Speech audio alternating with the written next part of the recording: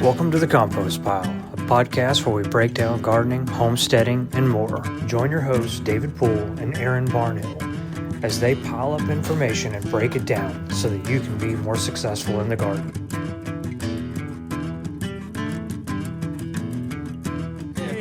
Hey, fellow gardeners, welcome back to another episode of the Compost Pile, your podcast for all things gardening, homesteading, anything really. I'm Aaron Barnhill, your host. Always with me here is your co-host, David Poole. He's the owner and operator of Mid-County Farm and Feed, so you know he knows what he's talking about. What are we talking about today, David? Talking about the topic, controversial or not, of companion planting. Yeah, so, one reason why I really said this one stands out to me is that I know very little about companion planting, except for some of the more like folksy sage wisdoms and stuff like that you hear from old people that hang around feed stores. So I was just curious about what some of the more tested methods and maybe scientific and logical approaches do we have to companion planting? Yeah, companion planting is really, really broad. It's not necessarily some magical thing where plants are helping each other. You know, there are some plants that may inhibit the growth of other things. Mm-hmm. There's plants that emit odors or scents that can deter insects. Insects. For sure. Companion planting can be as simple as providing shade. Okay, It could be, and that goes back to last episode where we were talking about the local environment, sun and shade and all that, right? So that's a factor. Yeah. So, and then you have companion planting can also be just bringing in pollinators. Okay. Attracting beneficial predators. Right, because if you have an aphid problem, it would really be handy if you could attract the things that eat the aphids. Absolutely. Or if you have tomato hornworms or cabbage worms, you might want to plant something that would bring in predatory wasps that will actually help you take care of the problem. So really, for me, companion planting is about taking what we've talked about before, and building on it. I've observed my environment, and now I need to use my environment. I need to plant it very diversely so that we can have pollinators, we can have beneficial predators, and then we can group our plants together so that they assist each other in a variety of ways. Yeah, some plants, so I know that some plants use different types of, for lack of a better word, fertilizers, right? Because that was episode 2, we talked about fertilizers in the soil. Some plants use a heck of a lot of nitrogen, and some plants, what they call fix the nitrogen in the soil, right? So there's that as well. Yeah, grouping them into companion planting can also be planting things that are alike together, like groupings of the same plant. Sometimes we might want to plant something in a small group. We'll take onions. We're coming up on onion season. Yeah. So we might want to plant our onions in tight groups and with tighter spacing, and plant them as companions, because what we're going to do is we're going to use them to make them grow at a smaller size. Okay. So instead of like growing, you're putting them closer to each other. Yeah. So it's an unconventional approach to maybe companion planting, but for me, I would rather have a bunch of medium-sized onions because I planted them tightly over one giant like softball-sized onion, because I'm not a big onion eater. Is that because you don't want to do the fractions when you get the recipes out? Yeah, I don't want to have to figure out what this recipe calls for. Like if something calls for a whole onion, I'm using a quarter. Like I love the flavor of onions, but I don't like the texture of certain onions, depending on how we're cooking with them. But a lot of times I don't need one whole giant onion, so I need something more practical. So by using groupings, and planting things together, I can actually provide myself with a resource to grow something to a size that I want. Sure. So that's an unconventional way to look at companion planting, but I think it's an important one because people don't think about that. I really didn't think about that in regards. I don't need everything to be the biggest it can be. Sometimes smaller or medium size production is really what I need. And that's interesting that just the spacing can change that, right? The distance in which you plant things apart from each other can affect how big that produce gets. Absolutely. And that is companion planting, yeah. And related to that, like one of the ways that you can companion plant is by companion planting with like a ground cover or something that can help basically take the place of mulch. So essentially a living mulch. Right. So when we say grounding, that's kind of that's a creeping plant that like creeps along. It doesn't grow up tall, but it just spreads. Right. Yeah. So like squash, melons, pumpkin. Yeah, anything that's going to kind of cover the soil. Mm-hmm. Some of your herbs, like a creeping rosemary, can cover some of the soil. But something that's going to essentially help you eliminate weeds from coming up. Yeah. And also preserve moisture. That's right, because we know that the sun bakes all the water out of the soil. Yeah. Speaking on that, I think that a really good example when it comes to companion growing that people can really latch onto is the Three Sisters method, right? That's kind of the go-to one. It's really old, supposedly during the time of Thanksgiving. The Native Americans taught the white people how to do the Three Sisters method, and everyone didn't starve to death, right? So what is that? And I think it will really help to kind of give a good example. Yeah. So it's a combination of corn, beans, and then also squash. Yeah. So you have your corn, which is going to grow tall and upright. Then you're going to have the beans, like a pole bean specifically. Yeah. Something that's going to be vining. And pole beans they grow along a pole. Right. So some things are actually really that simple. Yep. Yeah. And so you're essentially using that corn as the pole or a trellis material to grow up. And then your squash is essentially your ground cover, which is going to help you keep out competition with weeds. It's going to help keep moisture. Yeah. So you're using these combination of plants to embed the area. And those beans, not only do they have the corn to grow, but corn is a heavy nitrogen feeder. That's right. Yeah, and that's right. Beans in the legume family are nitrogen affixers. So that means that they basically can grab nitrogen from the atmosphere, and they're going to store them in their root system. So over time, you cut that plant off and you leave it or let it lay on the ground. Right. That nitrogen is going to break down into the soil. So you're essentially feeding the soil, putting nitrogen available to that corn plant to be successful. So, and it's funny, this isn't companion planting, right? But it's kind of adjacent. When you're talking about the relationship between beans and corn, I feel like it's probably a good time to even talk about this. And this isn't political. We're not getting into a political discussion here, but it is about farming. It is about growing. We're struggling in a thing right now in industrial farming in America with these soybeans and, corn growers. And I never really realized that until this year, since obviously I work in the news, so I had to kind of do a little bit of research on this. I didn't even know that we made a lot of soybeans, and it turns out that corn farms grow soybeans in the off season to affix the nitrogen in the ground. Yeah. You know what I mean? And they do it for that purpose, but then they sell it, right? They sell it to other places like China. So, but it's not a high profit margin crop because it's just grown to affix the dirt. And if you just keep planting corn in the same plot of land over and over, the soil will turn into dirt, right? It will go from that living soil to just dirt. And that's to me, it's one of the core values of companion planting on a small scale is avoiding monoculture, creating a diverse environment. So companion planting isn't just about planting fruits and vegetables together. It's about mixing in colors, shapes, herbs, because everything can bring something to the table. So we can look at companion planting, which is flowers. We like to, number one, plant things very tightly. We like to push the envelope with space in a raised bed. I've been doing that this season too.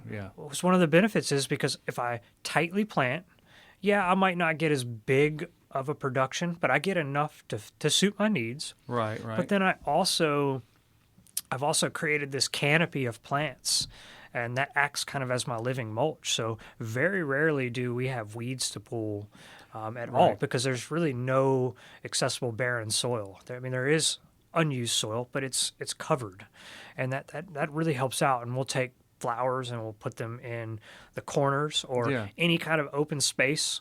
We'll do like marigolds at the four corners. I've heard people doing that. Or we'll do a big pocket of marigolds over here, and then we might do zinnias over here, or just kind of whatever annual is within season. and we'll utilize those to bring in different shapes, sizes, and colors because that's immensely important to have pollinators. Right, because they're attracted to different shades and Yeah. different colors, and they have things that signal them to come Right. in. And Yeah. we don't want to just grow something to universally attract just the most common, the honeybee. Right, The honeybee right.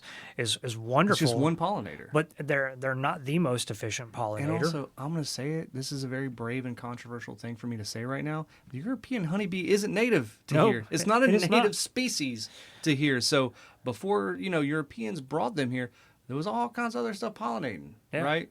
Things were still producing, flowers were still getting pollinated without the European honeybee. So sorry, bee lovers. You've got to have that diverse environment because you're not only wanting to attract like bees, but you're looking for butterflies. You're looking for moths that'll move in at dusk and dark, where they're in there pollinating. So you're wanting something that's going to flower and have different shapes and colors over a longer, wider period of time with a range. And for me, that's been one of the most beneficial things that we've changed in how we're growing is consistently having color in the garden. I have more pollinators and I have more beneficial predators moving in to the garden space, and has really fortified being able to grow naturally because of that diversity. Do you have any resources available or like a calendar where the flowers overlap and you could say, oh, I might want to do that here? No. Because if I think you should make one. I always tell people flowers are my weak point. Your weakness. That's the one thing that like I can know when generally like certain flowers, like common ones, it's time to plant. You know when sunflowers are coming up, right? Yeah, Everybody but like knows that. or like calendulas. Like I can't tell you. I don't even know what calendula is. Calendula is awesome. I don't even know what that is. I don't know when the season is. I'm not a flower guy, and most people growing a garden for produce, they're not necessarily flower people, like especially guys, a lot of women love flowers, they're more in tune with that. They like those things more. But for me, flowers are never like something that I was like, oh, we got to have this. But now they have utility, right? Absolutely. So now you're drawn to them for the utility of it. I'm going to tell you one unsung hero of mine in my garden this season has been basil. Really? Yes. Well, yeah. So it's been basil because when I grew basil, I really thought of it as just the leaf, right? And it's just an ingredient, right? Because I love to cook. And what you can do is you can grow basil. Look at that. You can grow basil. You can grow basil until it's ready to pick, and you chop the whole thing down, hang it up to dry, and then blast in a food processor. And you have that. But I grew so much basil in my garden this time that I just let it go. And I let it go to flowering. And you've seen basil when it flowers. It makes a long shoot up top where leaves stop coming.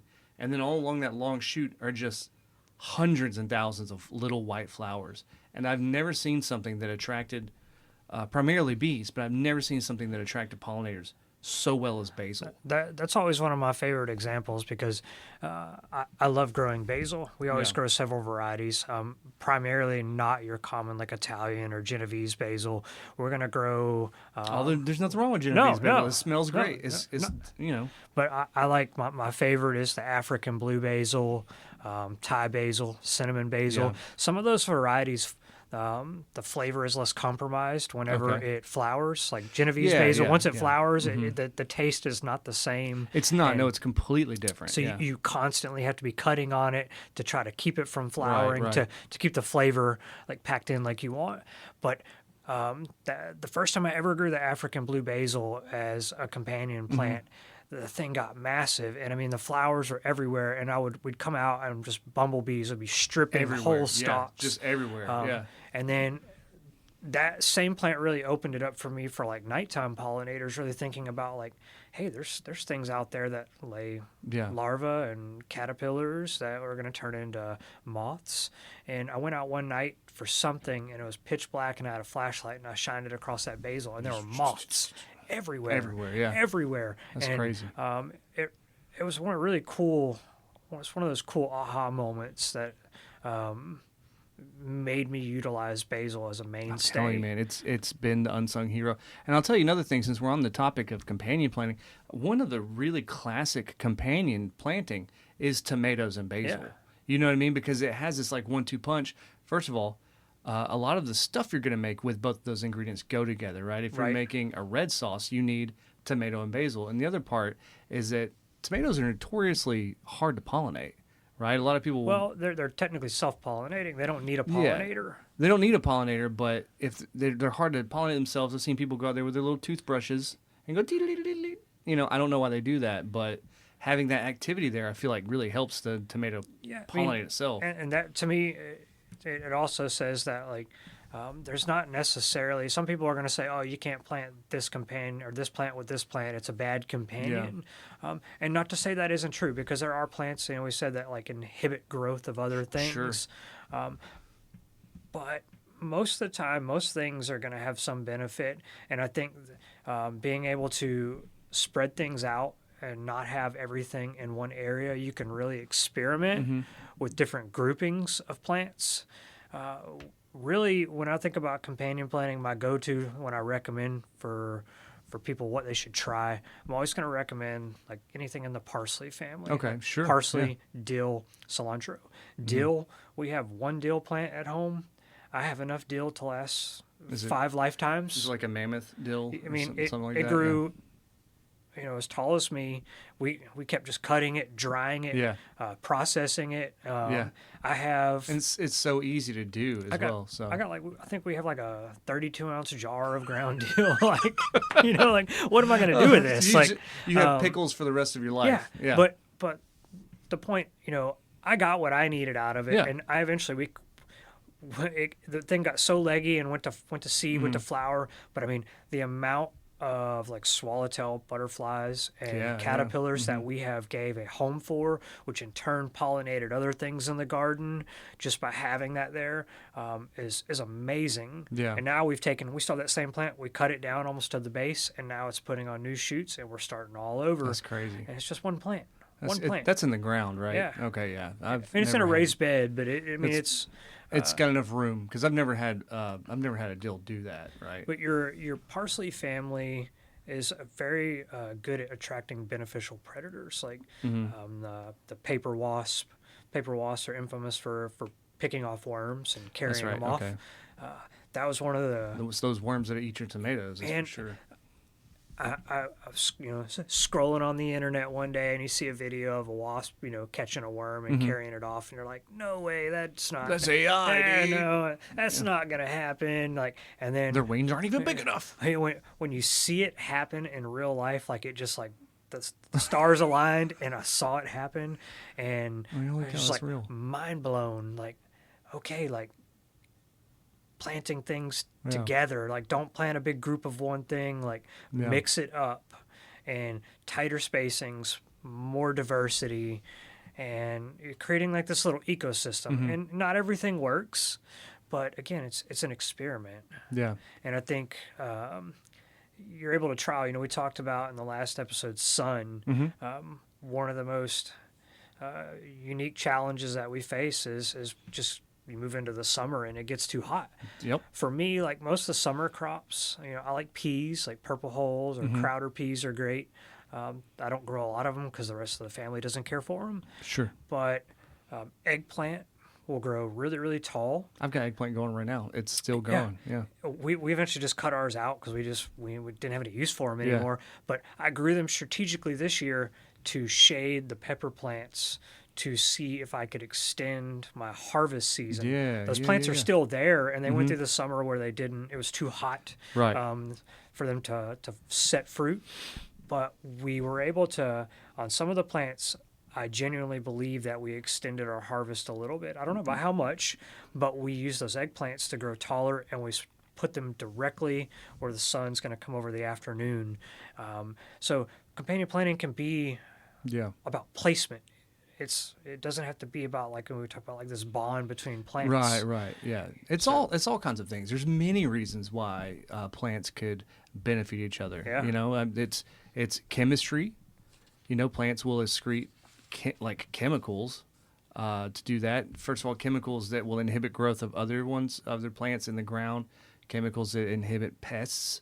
there's like marigolds. What you told me what they excrete? What they excrete or Lemon? chemical limonene. Which is, limonene. it's a natural pest deterrent. That was the thing because I told you I don't know why marigolds work, but apparently they do. And they say particularly French marigolds are the best at that. But a lot of those flowers, you smell marigolds. Marigolds have a very pungent smell to them. Yeah. And I think that's why herbs, even if you don't really use fresh herbs or you don't want to process them and dry them, they hold their own weight in the garden because of those aromatics. Yeah, it is. Yeah. Being they can mask the scent of other things and help eliminate pests moving in. And it's funny how we've as humans have evolved to enjoy the taste of these chemicals that bugs can't stand. Yeah. It's so funny. I'm like, God, basil's so good, and somewhere out there's a bug. Just be like, oh my God, get out of here. It's talking about basil though and all that. I wanted to ask you a question. You may not have the answer to it, but there's always chatter about this one aspect of companion planting that I think can't be real, but maybe you can clarify this. If we plant two things that are fruiting bodies next to each other, can they affect each other's taste? If I plant a hot pepper and a tomato beside each other, can I get a spicy tomato? I'm not sure. I've heard that my entire life. I mean, I will say that I have a very small growing space because I intermingle. I literally have this year we had a purple cayenne, a giant tomato, and we had two bell peppers over here, and then a bunch of other herbs and random things. All in this one 2 foot by 8 foot bed, very very tight together. None of the peppers were hot. Now, does that mean that it could happen or doesn't or can't happen? I don't know. Maybe it didn't happen in my environment, but I have no factual information. It is kind of it's perpetuated all over the place. And I'll tell you one of the biggest examples ever was the most expensive tequila that I have ever drinking in my entire life was like $400 a bottle. Obviously, I didn't buy it because I'm not stupid like that. But I got the whole spiel about it when I was like, "Here, would you like to try a sample of this?" Oh, yeah, the agave farm is also a lavender farm, right? So lavender and agave were grown interspersed with each other, and supposedly that affected the taste. So I've heard it either it's very possible. Yeah, I don't know. I thought you might know. I think that kind of brings me to light. One of the things that I'd heard recently is, and I feel this really rings true with gardening, is maybe you shouldn't necessarily follow the rules because is the rule actually true? Who created the rule? And I think this is a good example. Some of the things that you've heard. I've tried. I'm not having those results, but that doesn't mean that it might not help in somewhere else. You have to just get out there. I've never had a spicy tomato. I don't know. Yeah, you got to get out there and try your environment. If you had two peppers, spicy and hot, they could cross pollinate. Right, that's different. But cross species, I don't know. I don't know either. I think that's a good place to wrap it. If I've gotten one thing out of this, I think that I know for certain is that monocropping is bad.